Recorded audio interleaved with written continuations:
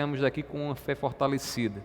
Abençoa a vida dos irmãos que aqui estão presentes, aqueles também que irão acompanhar essa lição posteriormente, seja com a vida deles, e aqueles que irão também, Deus, acompanhar pela internet. Derrama a tua graça sobre eles. Eu te peço assim, recebe a nossa gratidão e dá-nos entendimento, em nome do teu Filho amado Jesus.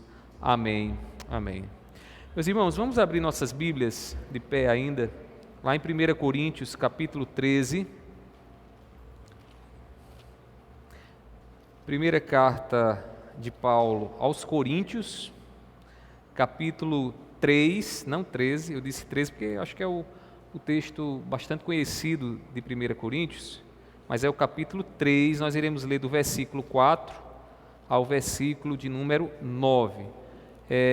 Como os irmãos já sabem, nós estamos tratando uma nova revista, sobre o tema liderança bíblica. Quem ainda não tem a revista, pode pegar ali com o Eduardo, tá certo? Ela custa apenas R$5, mas se você também não tiver, não tem problema. Você pega do mesmo jeito, porque o objetivo é que você entenda e venha estudar a palavra conosco. Nós hoje estaremos na lição de número 4, ou melhor, lição de número 4.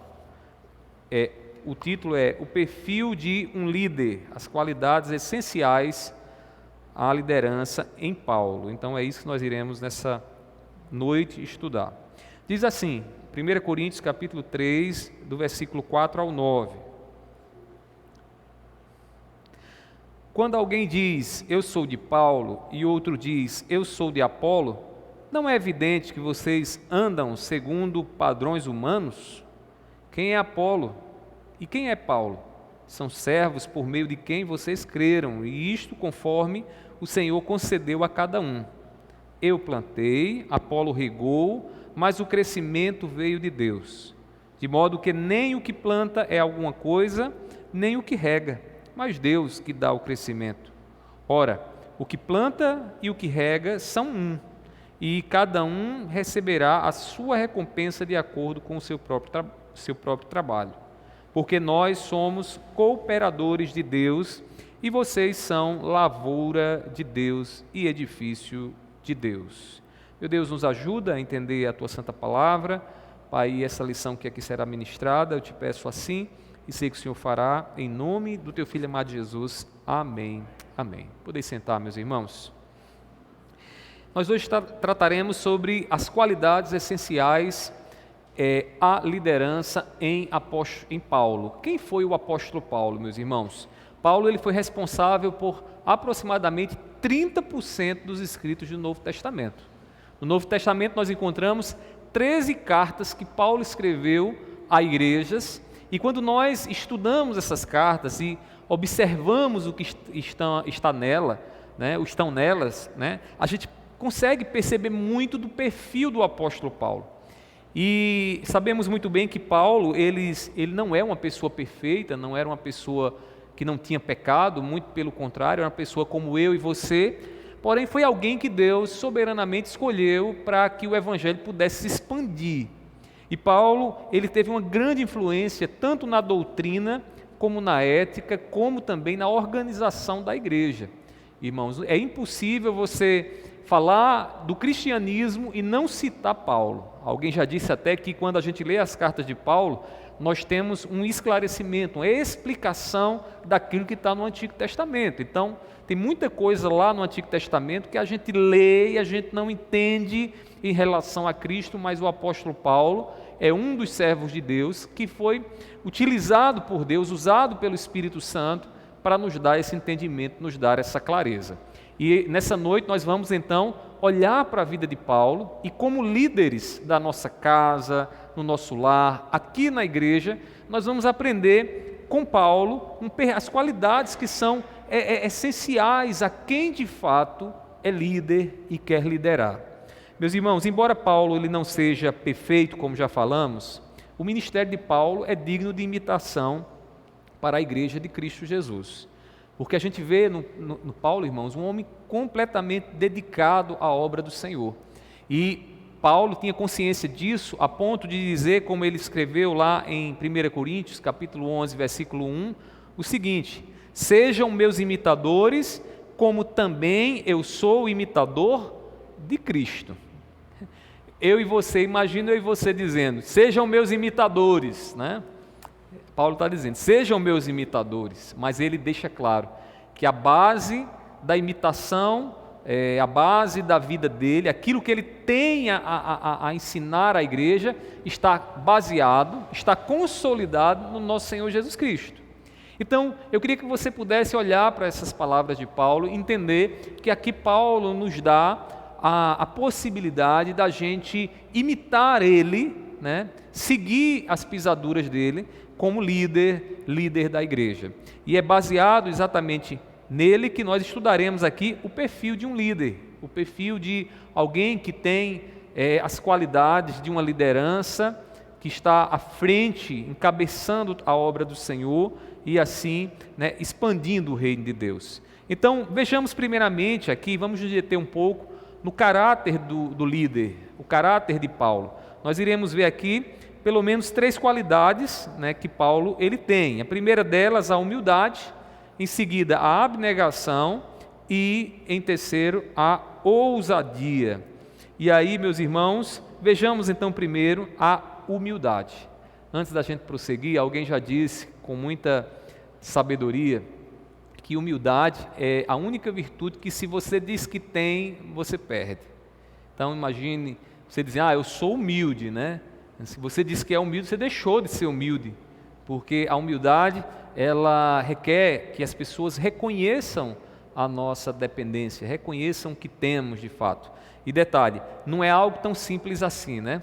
Por quê? Porque nós temos o pecado no nosso coração. É interessante que quando o pecado entra no mundo, o pecado ele causa um certo orgulho no coração do homem, que o homem passa então a achar que não depende mais de Deus. Ele perde a sua posição de dependente e passa agora a achar que é independente de Deus. E isso o afasta do Senhor, né?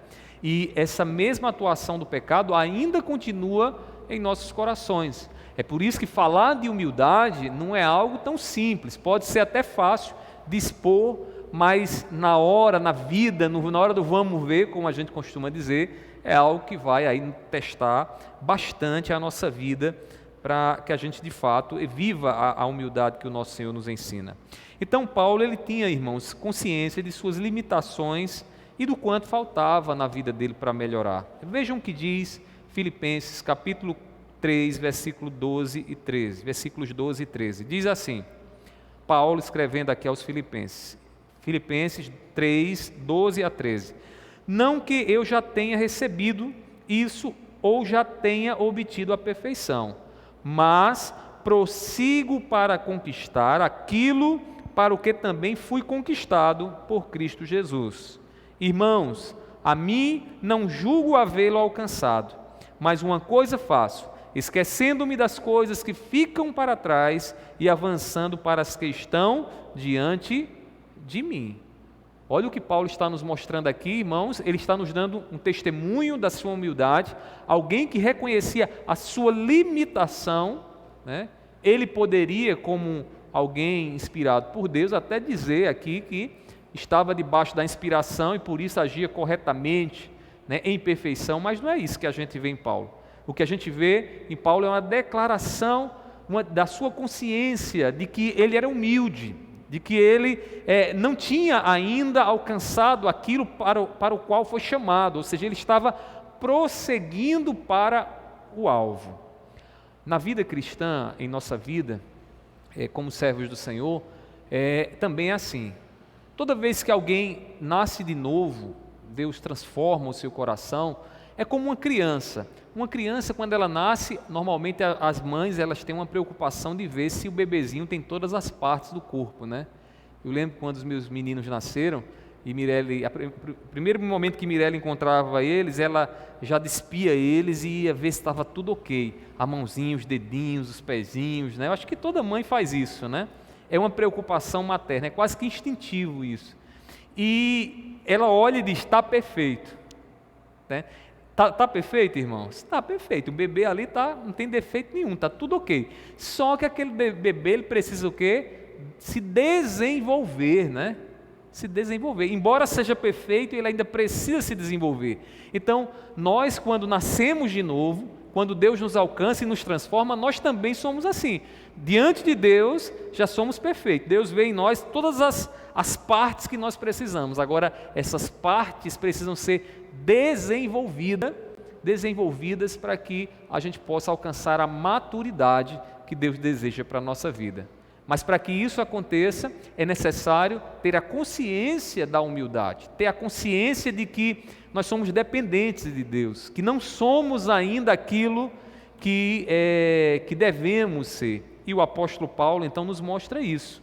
Mas Paulo, irmãos, mesmo afligido com o espinho na carne, ele foi afligido com esse espinho na carne para impedir que a sua vaidade viesse a lhe dominar. Vocês lembram lá da história do espinho na carne, né? Não sabemos bem o que era, mas era algo que afligia o apóstolo Paulo, algo que humilhava. Ele chama de mensageiro de Satanás.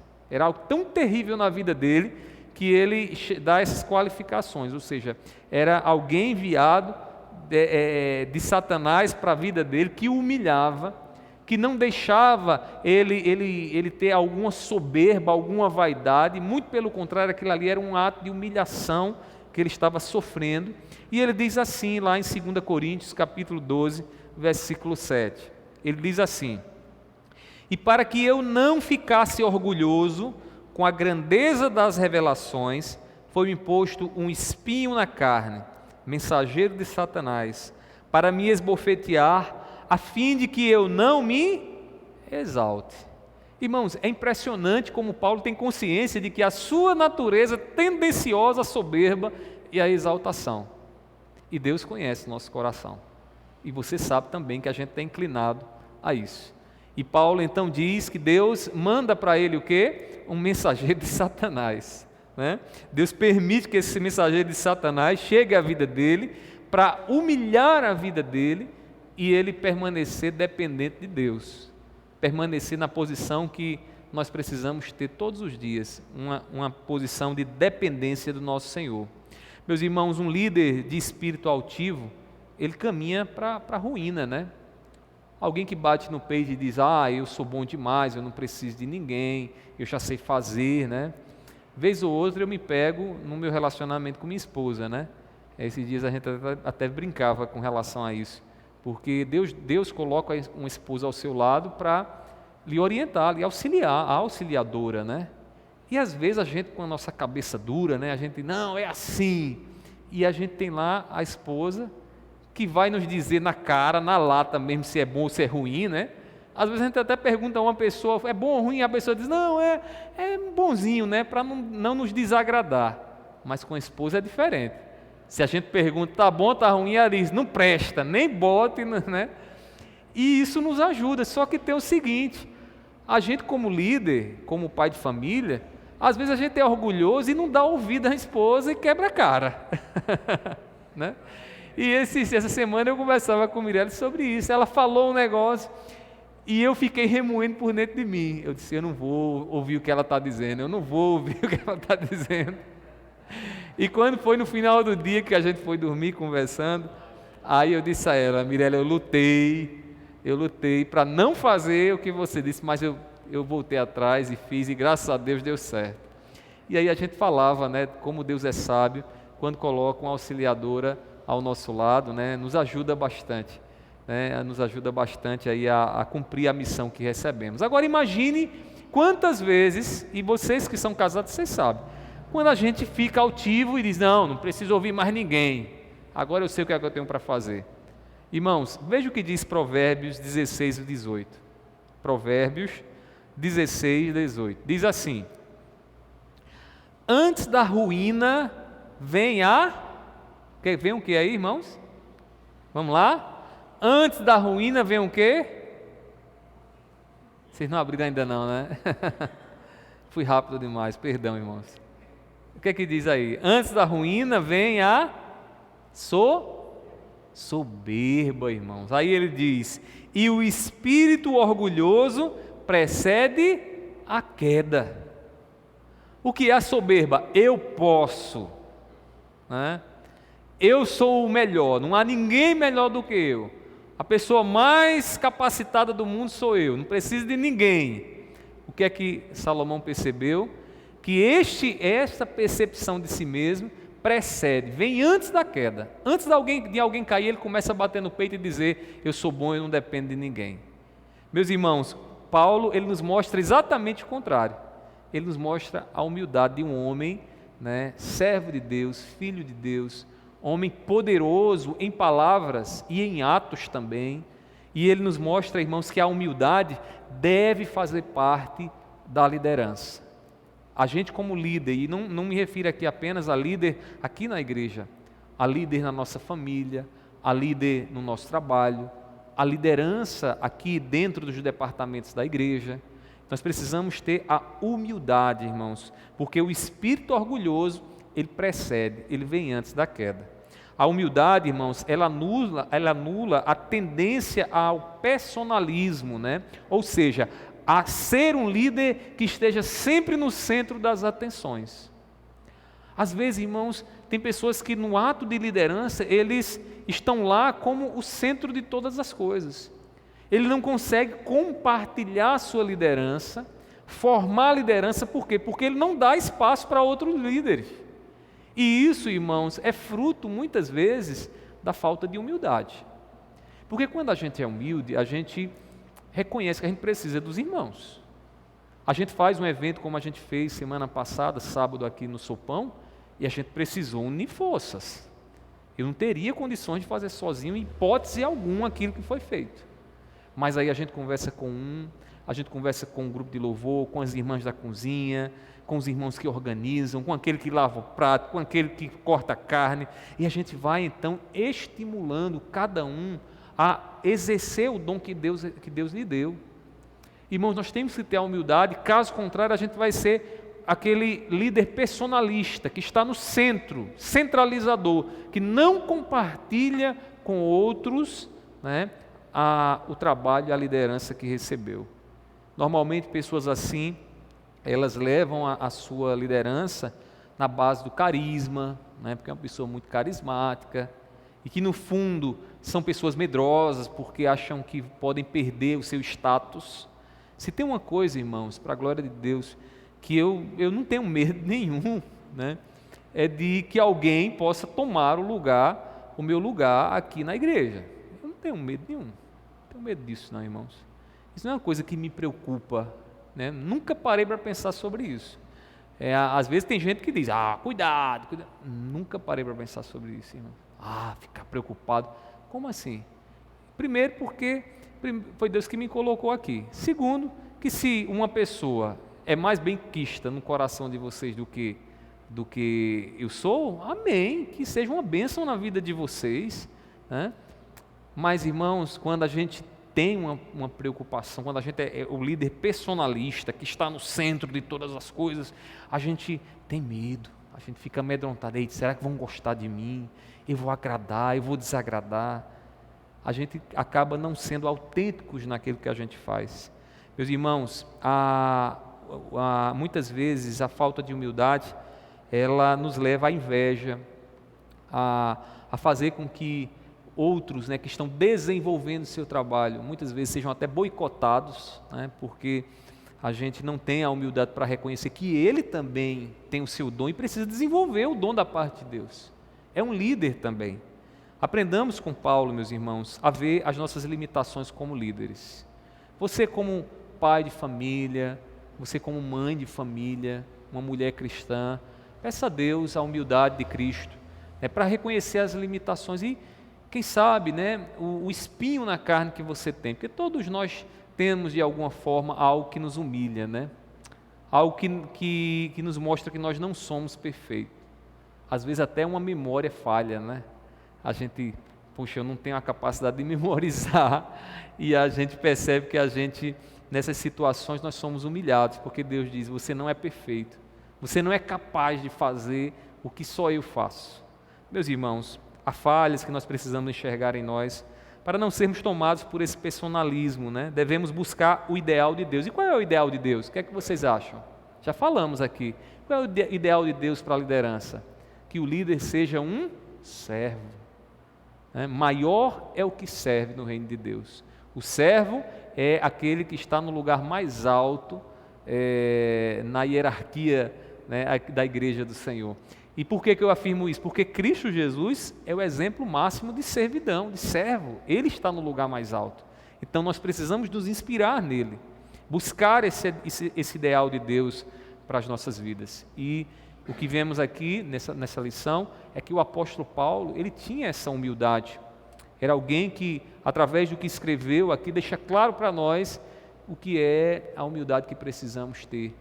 Alguém que reconhece as suas limitações, alguém que sabe que Deus nos quer lá embaixo, para que dependamos dele e para que toda glória seja dele, toda glória seja do Senhor. Amém? Então, qual é a primeira qualidade? A humildade.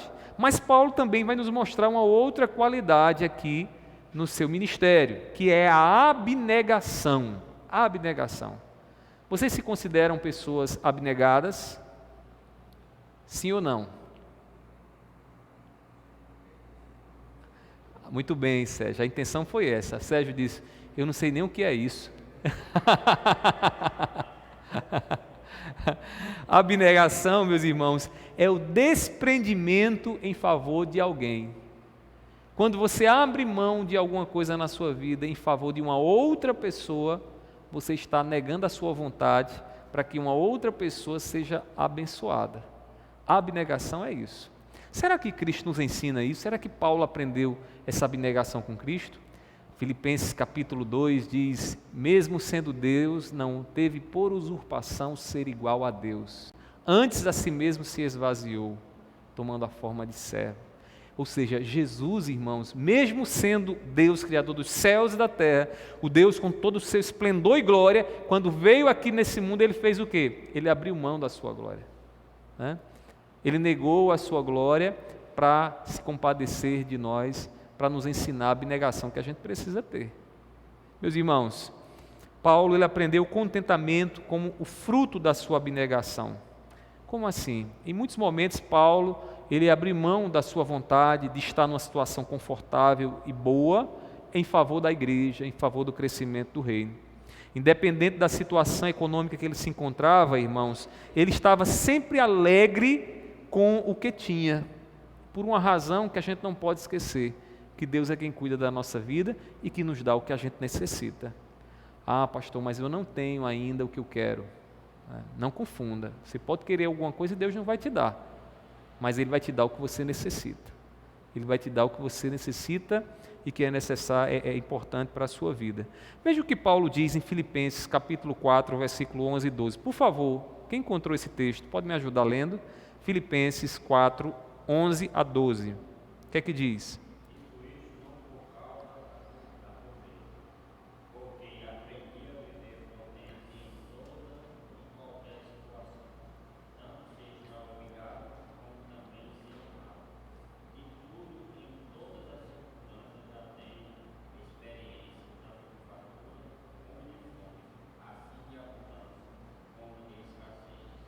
Olha, irmãos, que testemunho, né? Paulo aprendeu a passar por todas as circunstâncias, ou seja, nos momentos de fartura, também nos momentos de necessidade. E Paulo poderia ter vivido uma vida sem esse tipo de dificuldades, né? Mas ele escolheu viver assim, dependente de Deus, negando a sua vontade, em favor do quê? Em favor do reino, em favor daquilo que Deus havia colocado sobre ele como uma missão que ele tinha para realizar. Meus irmãos, nós precisamos aprender a abnegação. E às vezes, irmãos, a gente pede algumas coisas ao Senhor, a gente deseja, a gente quer essas coisas, mas a gente não lembra que Deus ele nos dá isso com lições, Ele nos dá isso nos testando, né? Toda vez que a gente pede, Senhor, me dá mais abnegação, né? Aí Deus, então eu vou lhe dar alguém que você vai ter que negar a sua vontade por esse alguém. E assim você vai aprender. Deus não nos ensina a abnegação só nos trazendo para a igreja, para aprendermos aqui o conceito do que é a abnegação. Você pode ter uma ideia do que é a abnegação, mas a abnegação vai acontecer quando você estiver em casa e aquele vizinho que lhe aperreia estiver precisando do sal.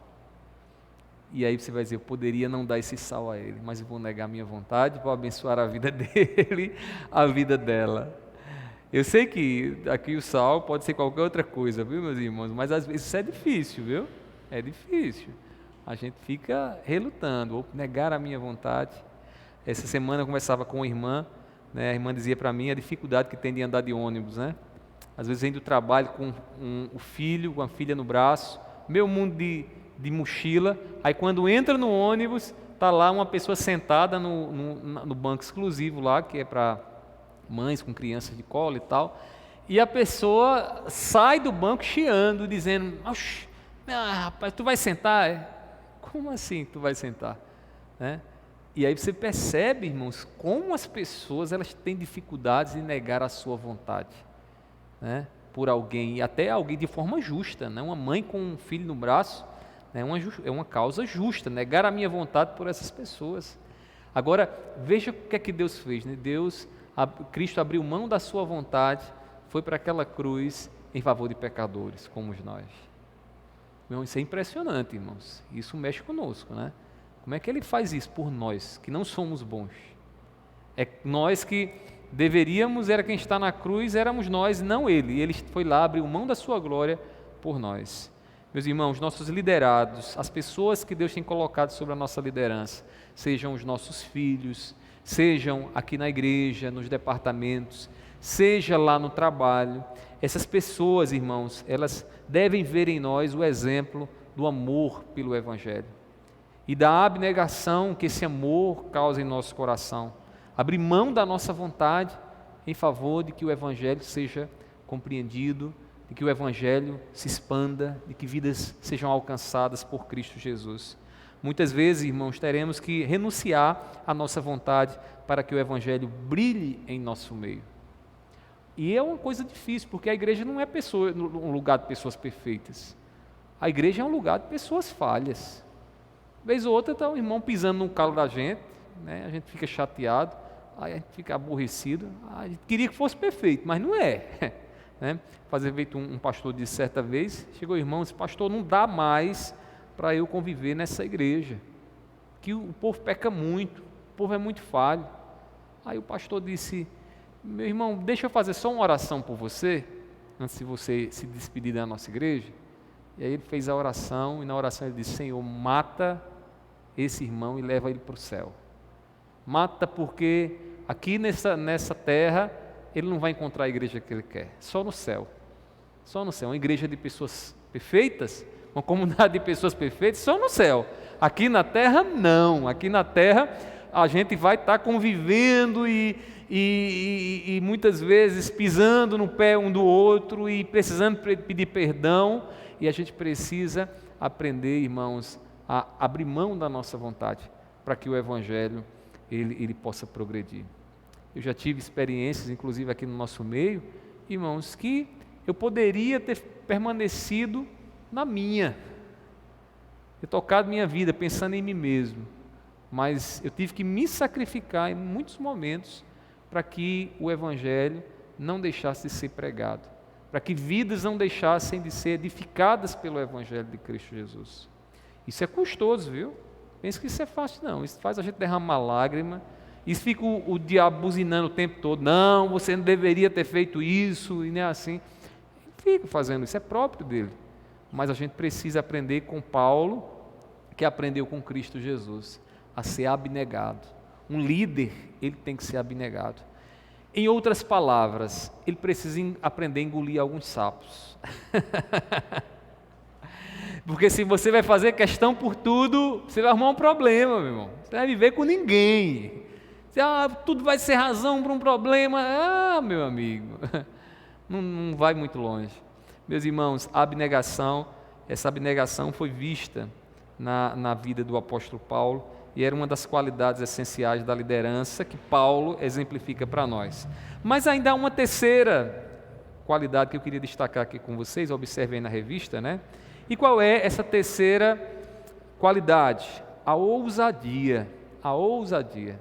E antes de prosseguir, e você acha que, se a pessoa é humilde e abnegada, a pessoa é uma pessoa, né, sei lá, pacata, que não não tem ousadia, que não tem ânimo para fazer as coisas. Muito pelo contrário, irmãos.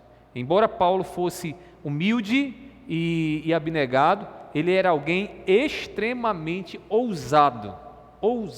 Ousadia tinha o apóstolo Paulo. Ele foi marcado, irmãos, pela ousadia, o destemor e a firmeza, com que muitas vezes olhava para aquilo que tinha para realizar, e ele diz, como disse lá aos coríntios, né? Ai de mim se não pregar o evangelho. Alguém que olha para diante, sabe do que recebeu, sabe do que tem para realizar e age com firmeza. Não é aquela pessoa, não vou falar. Tinha ousadia. Meus irmãos, mesmo sendo perseguido, Paulo muitas vezes não deixava de pregar o evangelho. Por favor, alguém leia 2 Coríntios capítulo 11, versículos 23 a 27.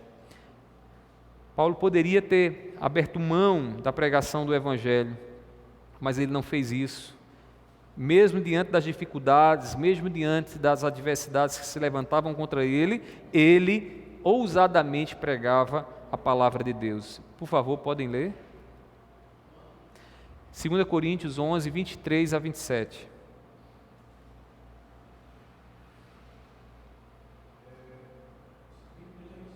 Isso.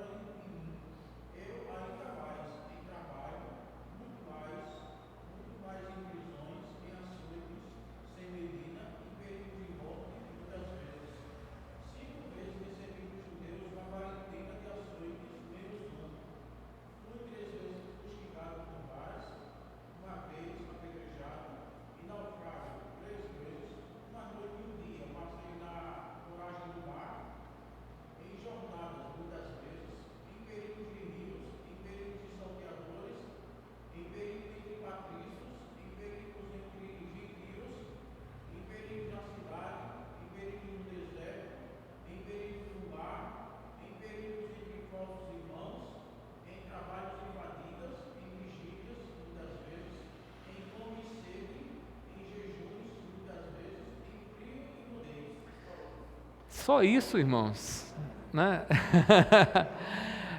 Alguém vendo tudo isso aí, meus irmãos, talvez aí muito menos alguns de nós teríamos desistido. Mas o homem passou tudo isso aqui. E o que é que se chama isso, irmãos? Ousadia. Entender quem o chamou para a obra e agir com a ousadia, sem temer todas as adversidades que se levantam contra aqueles que pretendem fazer a obra do Senhor. Às vezes tem gente, irmãos, que na primeira dificuldade desiste, né? Desiste. Eu até em casa, eu costumo orientar os meus meninos a enfrentarem dificuldade. Lá em casa, irmãos, a palavra que a gente já mais falou na nossa vida e tem falado é não. É não. Esses dias, é até engraçado, esses dias eu ia com o Bernardo, aí a gente foi ao shopping, ia passando em frente a uma vitrine, ele viu lá um celularzinho em forma de sapa, e disse, eu quero um desse. Aí ele chegou para mim e disse, papai, eu quero um desse. Aí eu olhei para ele e disse, não, vai não, simbora. Pronto. Ele já se acostumou, porque ele nem reluta, ele disse, certo, vamos embora. Não, de tanto ouvir não. Agora você diz, poxa, o que é que tem a ver com a vida, com liderança? Irmãos, a partir do momento que ele escuta um não, ele percebe uma coisa, na vida a gente não vai ter tudo que a gente quer. Na vida a gente vai ter que enfrentar algumas dificuldades para a gente conquistar aquilo que a gente deseja.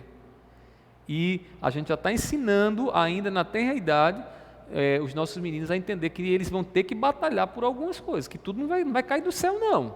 Eles vão ter que enfrentar dificuldades. Irmãos, na vida cristã, Deus ele vai colocar dificuldades. Ele vai nos colocar em situações, muitas vezes, em que a gente vai ter que ter a ousadia para agir. Eu lembro quando estávamos lá no Alto Mateus e íamos construir aquela congregação. Conversei com o pastor Antônio Pedro, aí eu disse, pastor, a gente está lá com aquela dificuldade, a gente pode derrubar a congregação. Eu já estava querendo fazer isso há muito tempo. E aí um dia o pastor disse, pode. Eu digo, oxe, maravilha. Irmãos, foi um domingo, eu lembro como se fosse hoje, a gente tudo alegre, feliz, terminou a escola dominical. Irmãos, a gente vai colocar abaixo essa casa. E a gente tudo naquela ânsia para ver as paredes derrubadas. Derrubamos tudo. Em pouco tempo estava lá os escombros, a metralha, tudo no chão.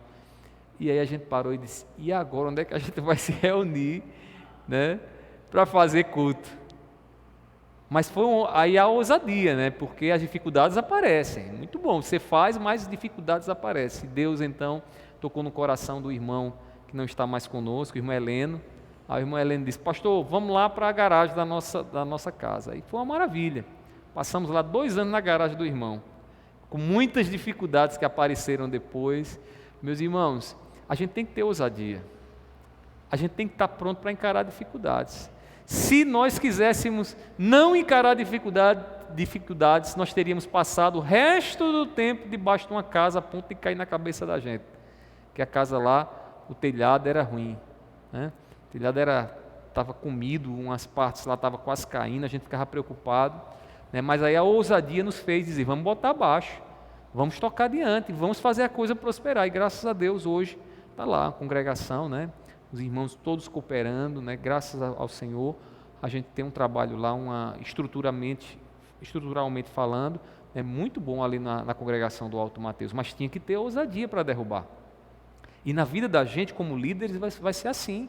Na sua casa, na sua família, muitas vezes situações vão aparecer, não é para você parar, é para você entender, eu sou líder e eu preciso agir ousadamente aqui. Eu preciso entender o que é que Deus quer, eu preciso saber o que é que Deus está me orientando e agir segundo a vontade dEle sem temor, com firmeza. Com firmeza.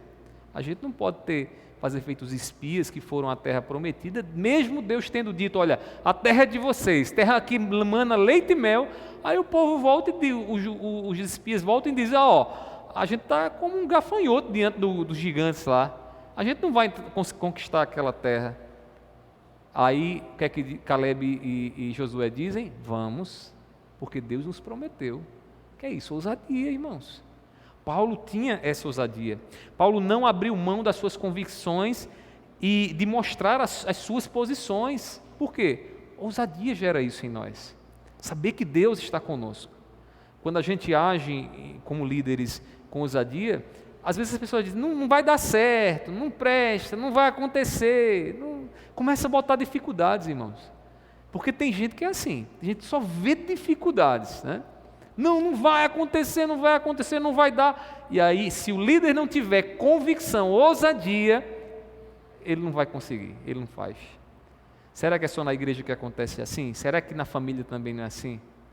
Às vezes a gente está vendo mais adiante, e a gente sabe que vai dar certo, a gente sabe que Deus está conosco. Aí chega alguém e diz, não vai, não é assim, não faz. Meus irmãos, veja o que Paulo diz lá em Gálatas, capítulo 2, versículos 4 a 5. Vejam a manifestação das convicções que Paulo tem e que demonstram essa ousadia dele. É Gálatas, capítulo 2, 4 a 5. Por favor, quem encontrou pode ler.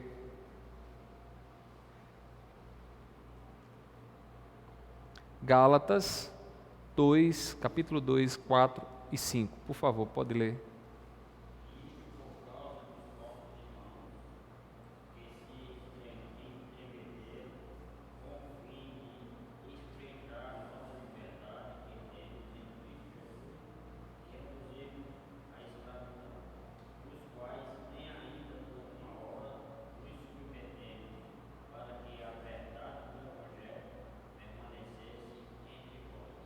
Ou seja, aqueles que se levantavam com um ensino equivocado ali, Paulo, ele se submetia a esse ensino? Não. Ousadamente Paulo peitava e dizia, não é isso não é o evangelho, não é isso que a palavra do Senhor ensina. Meus irmãos, uma liderança que tem medo da opinião dos homens está fadada ao fracasso. Fadada ao fracasso. E aqui eu toco num ponto que às vezes é muito delicado para muitos de nós. A gente fica muito preocupado, o que é que vão dizer da gente, o que é que vão falar da gente, né? Essa é uma preocupação. A opinião dos outros, né, muitas vezes ela nos aprisiona. Porque a gente fica, não vou sair daqui, a gente fica estagnado porque a gente fica, e se alguém disser que não foi assim, que não deveria ter sido assim? Meus irmãos, veja o que diz Provérbios, capítulo 29, versículo 25. Diz assim, quem tem medo dos outros, cai numa armadilha. Mas o que confia no Senhor está seguro.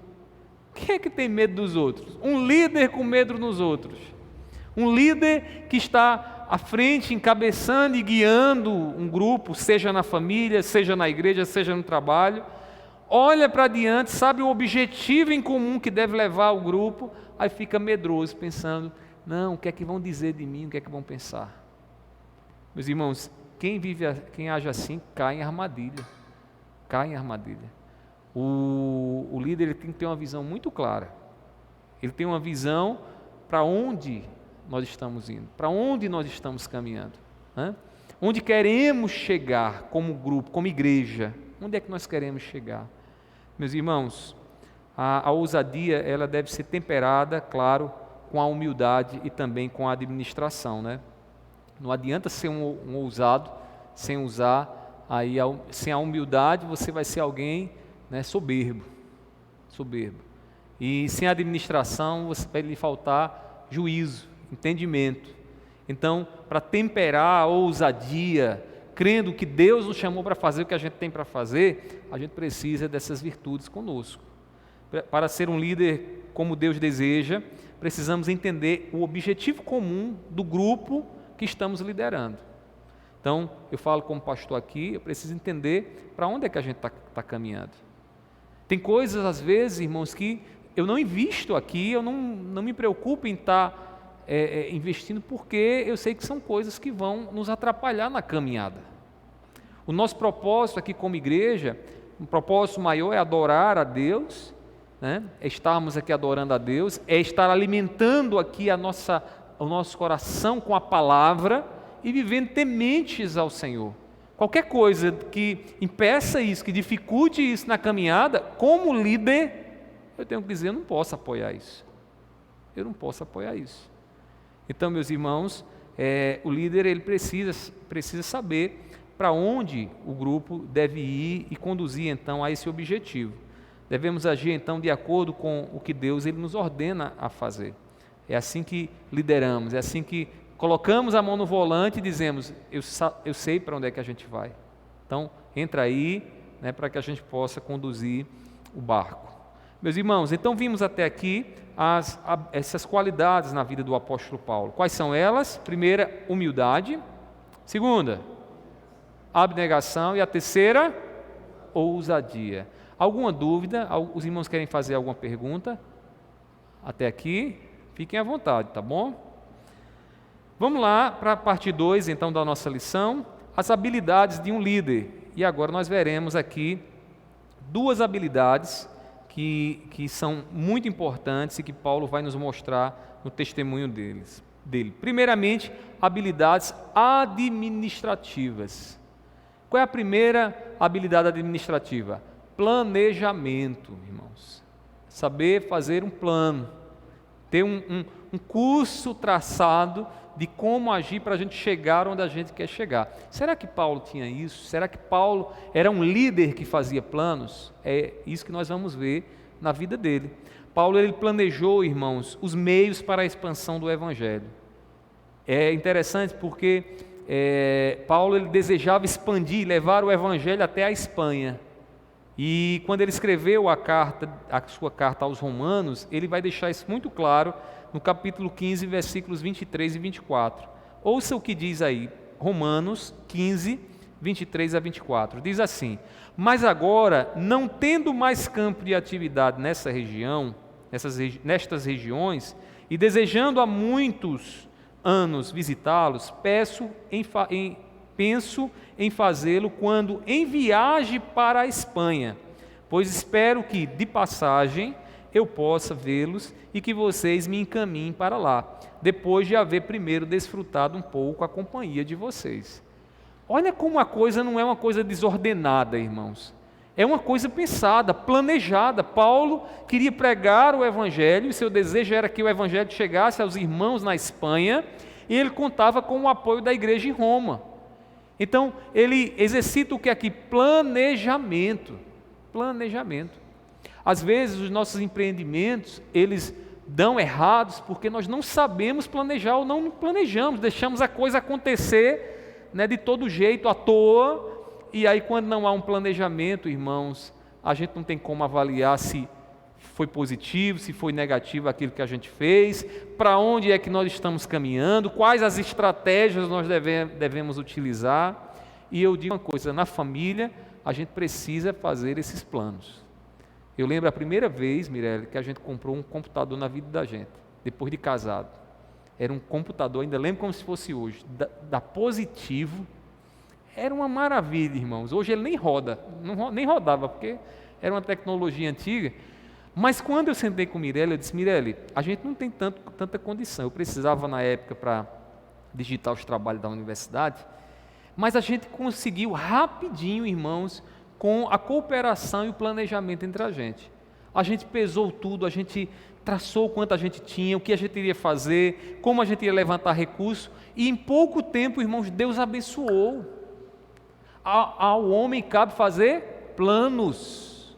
Nós devemos planejar, nós não podemos ser líderes, deixa a vida levar, a vida leva eu. Não é assim, irmãos. A gente, como líderes, a gente precisa planejar o que a gente deseja fazer e obter para a nossa família, para a nossa igreja, para os nossos grupos. Então, essa primeira qualidade administrativa, né, essa habilidade administrativa pode ser vista em Paulo, mas também Paulo era alguém preocupado com a logística. O que é a logística? A organização das coisas, como as coisas devem estar organizadas para que a gente possa alcançar o fim, né, que nós desejamos, os recursos, como eles devem estar distribuídos. Paulo tinha essa preocupação. Irmãos, ele sempre enviava algum companheiro seu para reconhecer e supervisionar um lugar já alcançado. Veja o que diz Atos capítulo 19, versículo 21 e 22. Por favor, quem encontrou, pode ler. Atos 19, versículos 21 e 22. Pode ler, irmãos.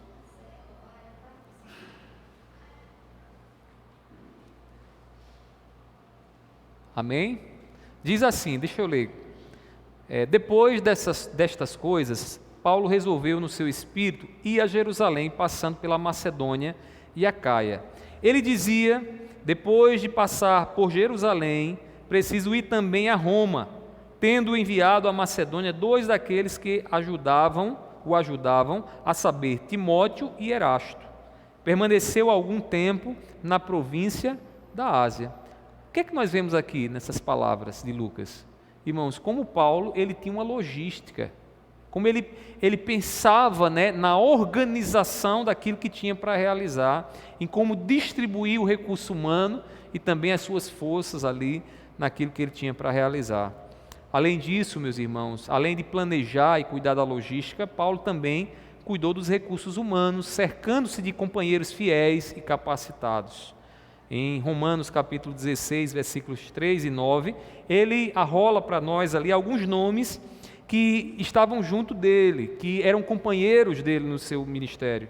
Diz assim, saúdem Priscila e Áquila, meus cooperadores em Cristo Jesus. Saúdem Urbano, que é nosso cooperador em Cristo, e também meu amado Estaques, né? Então, eram pessoas próximas de Paulo, eram pessoas que Paulo também ali geriam, né, como recurso humano no seu ministério. Paulo administrou o tempo e os recursos financeiros que ele tinha e que recebia das igrejas também. Além de servir as igrejas, ele era construtor de tendas a fim de não ser pesado à igreja. E o que é isso, irmãos? Administração financeira. Ou seja, ele administrava os seus recursos financeiros a fim de não ser pesado para a igreja. As habilidades administrativas, elas são uma bênção em nossa liderança. E, infelizmente, irmãos, eu sei que falta muitas vezes essas habilidades em nós. Às vezes por ignorância, às vezes porque não fazemos muito esforço, né? Tem gente que gosta de viver na desorganização mesmo, né? Tem gente que prefere estar esquentando a cabeça e pensando, né, o que é que eu vou comprar, com que é que eu vou pagar o que eu comprei para a família, né, e fica naquele desespero todo. Meus irmãos, oremos e peçamos a Deus que nos capacite com essas habilidades. Se formos desorganizados e não soubermos lidar com pessoas, podemos estar indo em direção a uma coisa, ao fracasso. Uma das grandes bênçãos que Deus nos deu na nossa família foi ter condições de nos organizar financeiramente. Irmãos, no início do casamento a gente não tinha uma organização tão clara como a gente tem hoje. Lá em casa é tudo muito contado, cada centavozinho é contado. Irmãos, de tal forma que hoje a gente não se preocupa com relação a dinheiro. Não é porque a gente tem dinheiro demais, não é isso não. É porque a gente sabe até onde a gente pode ir. Às vezes as famílias e os pais de família estão endividados, irmãos, porque não sabem nem quanto ganham, nem quanto estão gastando. E quando nós temos esse controle, irmãos, nós livramos a nossa mente de muitas preocupações, porque eu lembro quando não tínhamos essa organização, e a gente ficava pensando, será que vai dar para fazer tal coisa no próximo mês? Será que o dinheiro vai sobrar no próximo mês? A gente ficava com isso, não tinha noção de nada, só recebia o dinheiro e ficava ali tentando distribuir, contando, sem ter um controle. Irmãos, uma das grandes bênçãos na nossa família foi poder ter esse controle. Hoje, a gente sabe, no próximo mês, se temos condições de comprar alguma coisa hoje e pagar no próximo mês. A gente sabe quando o sinal amarelo acende nas nossas finanças. Por quê? Porque a gente tem controle. E isso, irmãos, eu digo a vocês, isso traz uma paz grande dentro da família.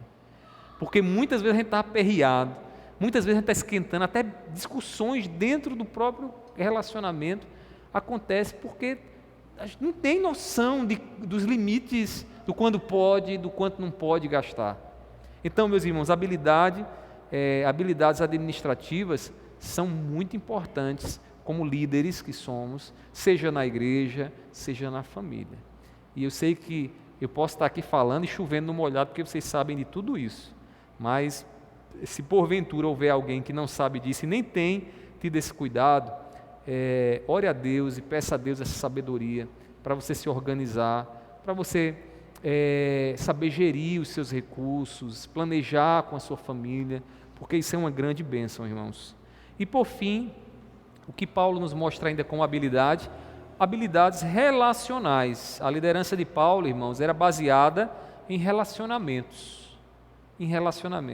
Não era alguém dando ordem, era alguém que estava envolvido com pessoas, que estava no meio de pessoas, convivendo, falando, instruindo, ouvindo.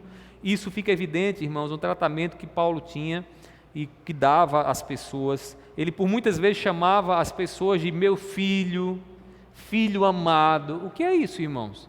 Isso é alguém que tem uma proximidade, que tem relacionamento. Não é alguém que está ali tomando decisões para com pessoas com quem ele não se relaciona, não. Eram pessoas que viviam na intimidade do apóstolo Paulo. Quando ele escreveu aos Coríntios, no capítulo 4, 1 Coríntios 4, versículo 14, ele disse assim, não escrevo estas coisas para que vocês fiquem envergonhados. Pelo contrário, para admoestá-los como meus filhos amados. O relacionamento que Paulo tinha com a igreja era um relacionamento de pai com filho. Nisso Paulo revela para nós o que? A habilidade relacional. O líder, ele precisa saber se relacionar com gente, com pessoas. Meus irmãos, Paulo estimulava a perseverança, e também perseverava num ambiente de concordância fraterna e mútuo apreço entre seus irmãos e liderados. Em Romanos capítulo 12, versículos 15 a 16, ele diz assim: alegrem-se com os que se alegram e chorem com os que choram.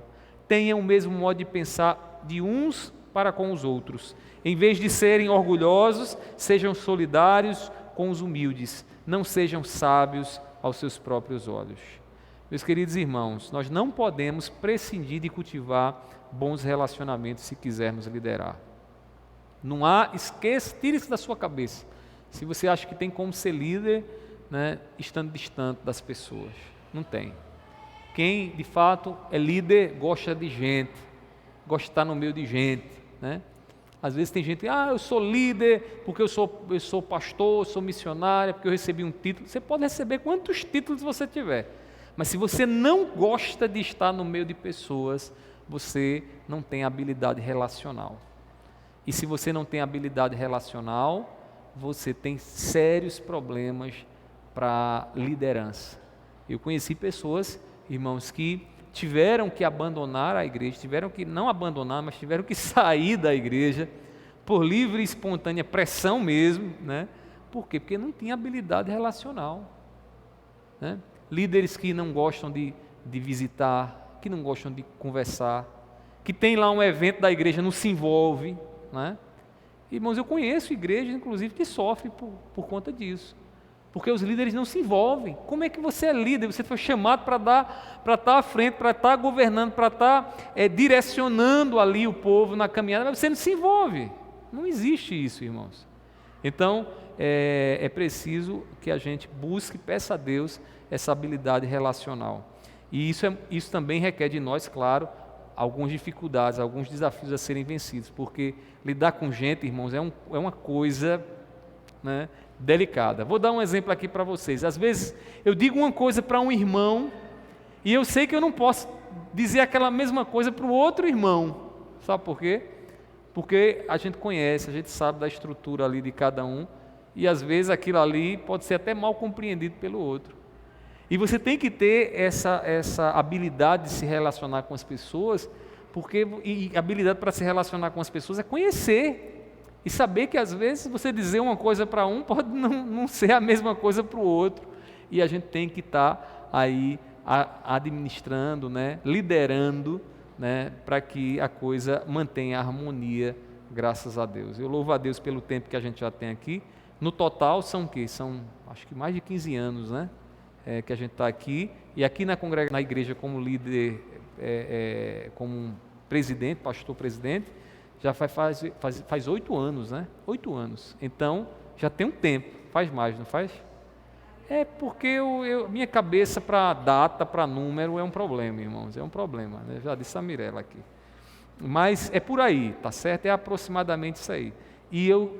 Deus já tem nos dado essa graça da gente poder conhecer um pouco vocês aqui, e saber que algumas coisas, como falar, com quem falar, o dom que Deus deu a cada um de vocês, né? Então a gente tem procurado exercer isso, e eu digo a vocês, é algo natural? Não, a gente tem que orar muito, a gente tem que pedir a Deus: Senhor, me ensina, Senhor, me instrui.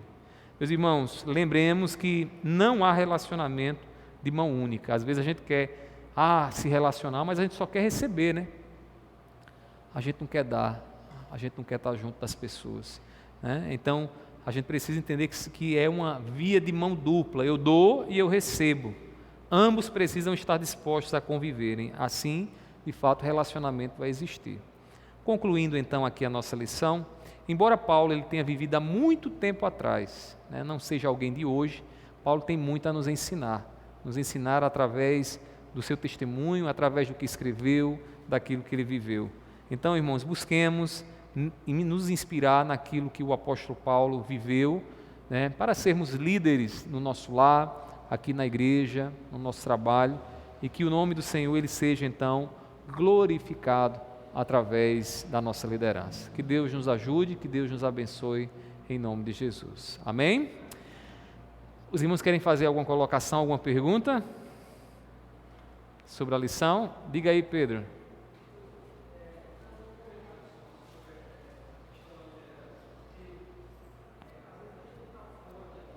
Uhum. Uhum.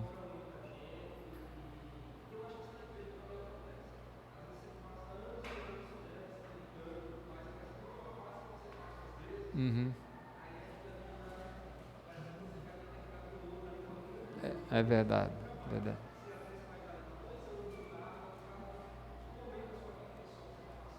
Uhum.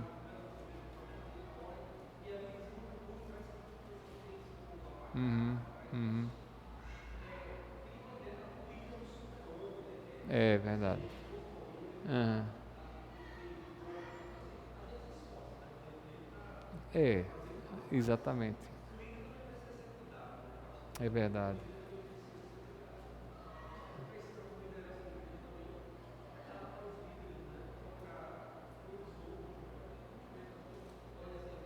Uhum. Uhum.